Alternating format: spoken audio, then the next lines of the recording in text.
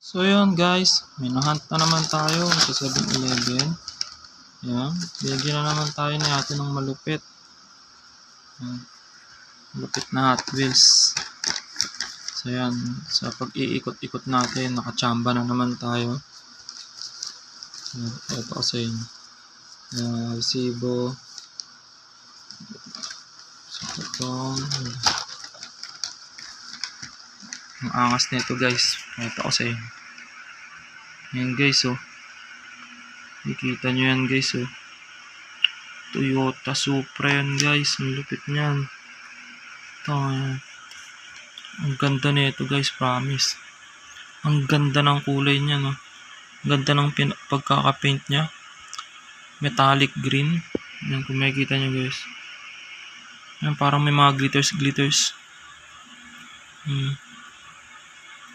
Sobrang solid na ito guys. Buti na kita tayo ng ganito. Yan lang ano niya. May naka ano dito, parang decals na yan, no? Black. May decals siya na black dyan sa gilid. Hindi siya masyadong halata kasi black siya. Yan, kung makikita nyo yan, may decals siya. Tapos may nakalagay ditong mga ano, Hot Wheels yan, may mga nakalagay po ditong ano. Tapos itong harap niya is may headlight. Yan, tapos may logo ng Toyota. Yan.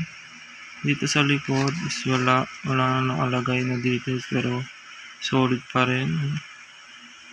Ganda nito guys, promise. Buti na ano pa tayo na ito, nakahunt tayo ng ganito. Grabe solid.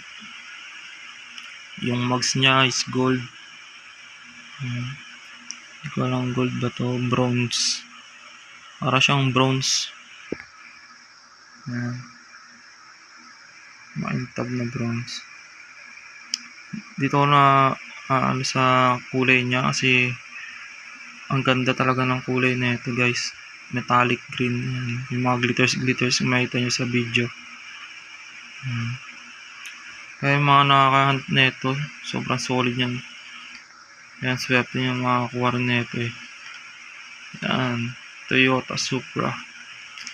Yan, first time natin magkaroon din na ito. Kaya, yun.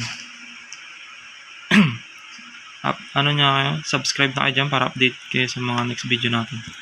Yan, click mo na rin yung bell. So, yun lang guys, thank you sa panonood.